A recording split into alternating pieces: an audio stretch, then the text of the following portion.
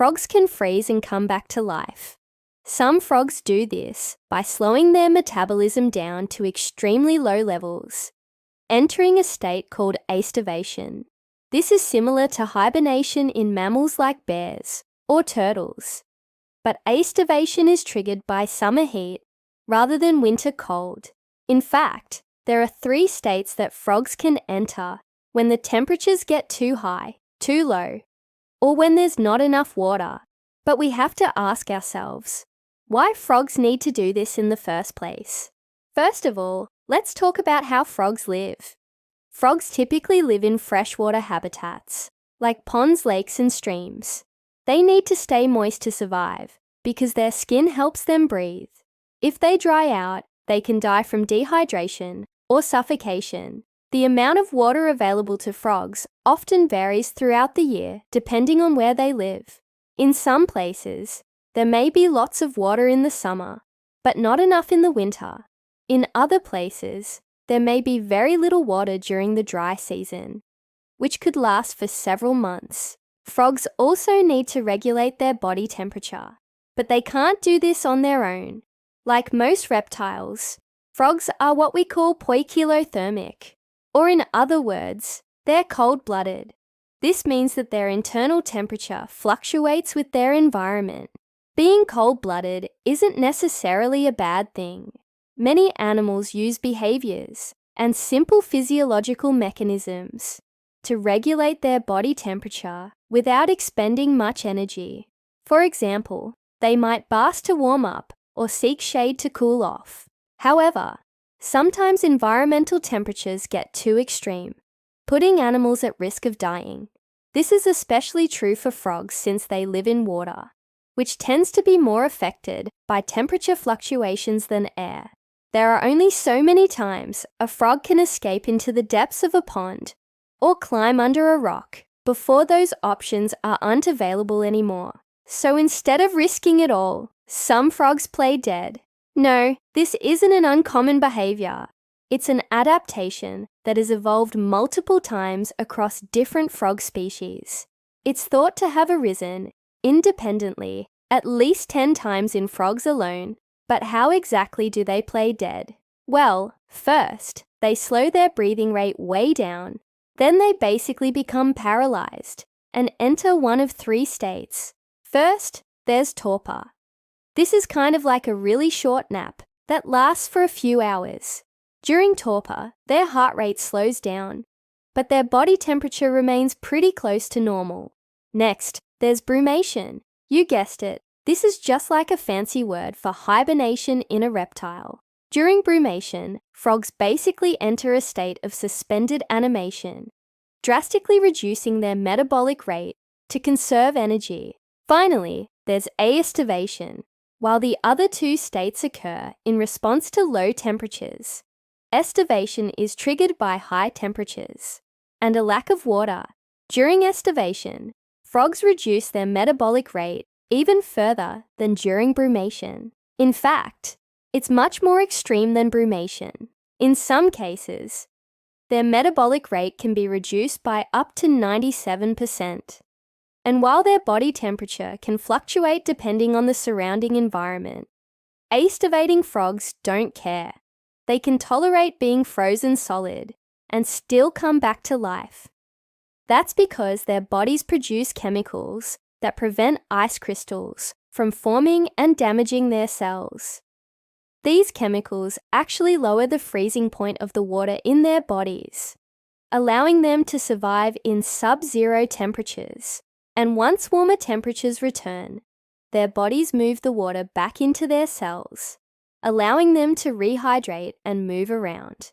Now, you might think of frogs freezing and turning into a block of ice, but that's not the case. Even though frogs can survive freezing temperatures, they don't want to be frozen solid. Water expands as it freezes, increasing the pressure inside of cells and eventually bursting them. When it comes to acidivation, it's better to be a liquid than a solid. There are a few exceptions though. Wood frogs and some of their close relatives actually do freeze. Their bodies produce a type of ice that has a lower concentration of water than the cells, meaning the cells don't burst when it freezes.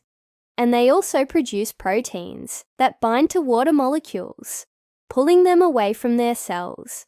As impressive as these adaptations are, they don't allow frogs to spend the entire year frozen. Eventually, they have to thaw out. A prolonged period of warmth will usually trigger a frog to leave its hiding spot. Once a frog thaws out, it needs to find water quickly, or else it'll dry out and die. Luckily, if a frog was playing dead in the first place, it knows where the water is. That's because frogs don't randomly select a spot to hide in. They'll often choose a safe place near water, like under a rock or log. Frogs aren't the only animals to play dead.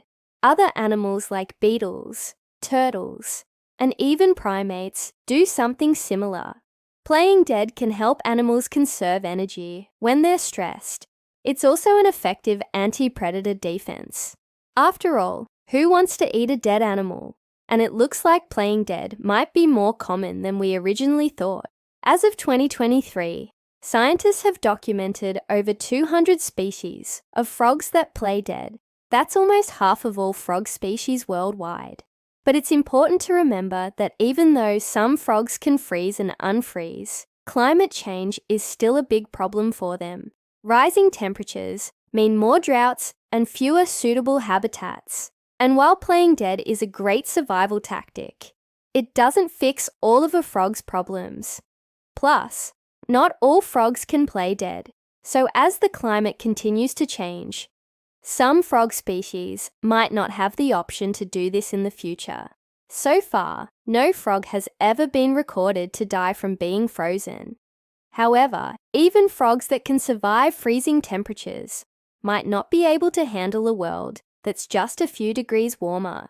Even if they do manage to survive, things will be a lot less icy, meaning fewer places to hide from predators. In other words, climate change will likely make things a whole lot more complicated for frogs. But what does this all mean for us humans?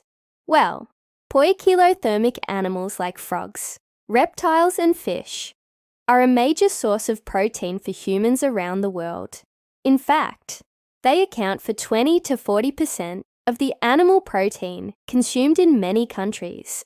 Climate change is predicted to reduce the growth rates and survival rates of many fish species, affecting the livelihoods of millions of people. Fish are already experiencing population declines due to warming oceans, habitat destruction, and overfishing. Some species have gone extinct, and others are on the brink. But it's not just the fish. Frogs are also a potential source of deadly diseases. While most people probably think of poison dart frogs when they hear the word poisonous, toxic frogs are actually more common than you might think. More than half of all frog species have some sort of chemical defense. Some secrete toxins through their skin, while others ingest poisonous substances found in nature, such as alkaloids and cyanogenic glycosides.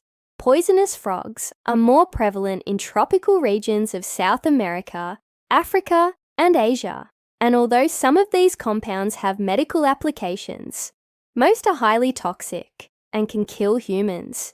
One of the deadliest toxins comes from the tiny golden poison frog, which secretes enough batrachotoxin to kill 10 grown men.